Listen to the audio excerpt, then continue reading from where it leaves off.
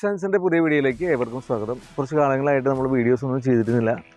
പുതിയതായിട്ട് നമ്മൾ വീഡിയോസുമായിട്ട് നിങ്ങളുടെ മുന്നിലേക്ക് വരികയാണ്. അപ്പോൾ നിങ്ങളുടെ സഹകരണം നിർബന്ധമായിട്ട് ഞങ്ങൾക്ക് ഉണ്ടായിരിക്കണം, അല്ലേ സൂര്യ? തീർച്ചയായിട്ടും. നമ്മൾ ലാസ്റ്റായിട്ട് നമ്മൾ അസെൻസിൽ അപ്ലോഡ് ചെയ്ത വീഡിയോ ഹോണ്ട സിറ്റിയുടെ CNG കൺവേർഷൻ ആയിരുന്നു. അതെ. അപ്പോൾ ഓൾമോസ്റ്റ് ഒരു 50,000 കിലോമീറ്ററായിട്ട് നമ്മൾ വണ്ടി ഓടിയിട്ടുണ്ട്.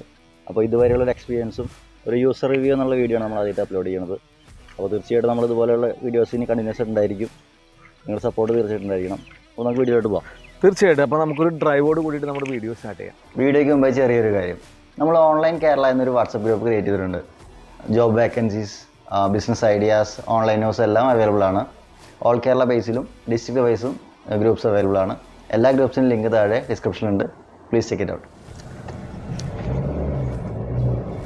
അപ്പോൾ നമ്മൾ ഏകദേശം 50,000 കിലോമീറ്റർ, 48,800 കിലോമീറ്റർ നമ്മൾ ഈ വാഹനം CNGയിൽ നമ്മൾ ഏകദേശം ഓടിച്ചുകൊണ്ടിരിക്കുകയാണ്.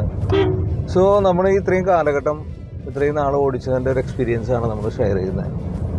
സോ എന്നെ സംബന്ധിച്ച് ഞാനൊരു കെങ്കൻ മോട്ടോർ ഡിസ്ട്രിബ്യൂട്ടർ ആണെന്ന് എല്ലാവർക്കും അറിയാം.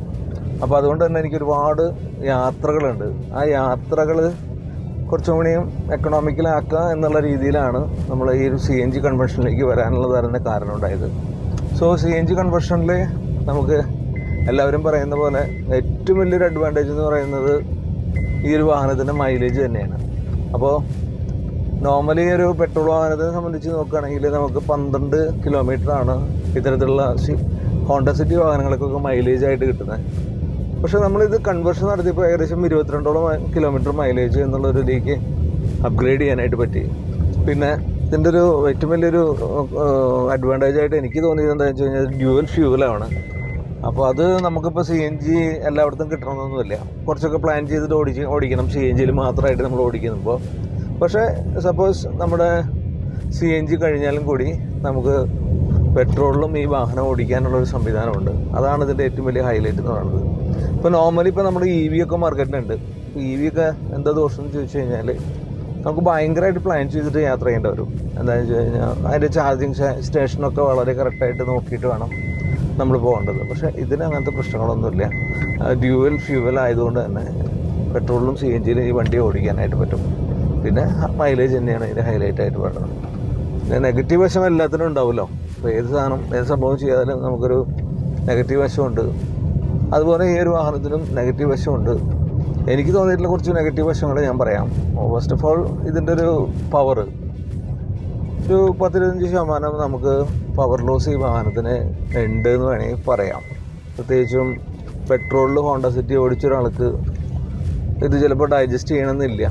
ബിക്കോസ് ഒരു പവർ ഭയങ്കരമായിട്ട് നമുക്ക് കുറയാൻ സാധ്യതയുണ്ട്. പിന്നെ നമ്മൾ ഈ പറഞ്ഞ പോലെ ഓവർടേക്കിംഗ് ഒക്കെ നമുക്ക് കുറച്ച് ലാഗ് ഉണ്ട്. അപ്പോൾ അപ്പോൾ നമ്മൾ ഡൗൺ ചെയ്ത് ഓടിക്കേണ്ട ഒരു അവസ്ഥയുണ്ട്. പിന്നെ സിറ്റിയിൽ ഓടിക്കണമെന്ന് വെച്ച് കഴിഞ്ഞാൽ കുറച്ച് ബോറിംഗ് ആണ്. എപ്പോഴും ഫസ്റ്റ് സെക്കൻഡിൽ മാത്രം നമ്മൾ വണ്ടി ഓടിക്കേണ്ട ഒരവസ്ഥയുണ്ട്. ഇതൊക്കെയാണ് നെഗറ്റീവ് സൈഡായിട്ട് പറയാനുള്ളത്. പിന്നെ ഈ പറഞ്ഞ പോലെ CNGയുടെ അവൈലബിലിറ്റി അതും നമുക്ക് ഈ പറയുന്ന പോലെ കുറച്ച് കുറവാണ്. ഭാവിയിൽ ഒരുപാട് പമ്പുകൾ വരുമെന്ന് വിചാരിക്കുന്നു.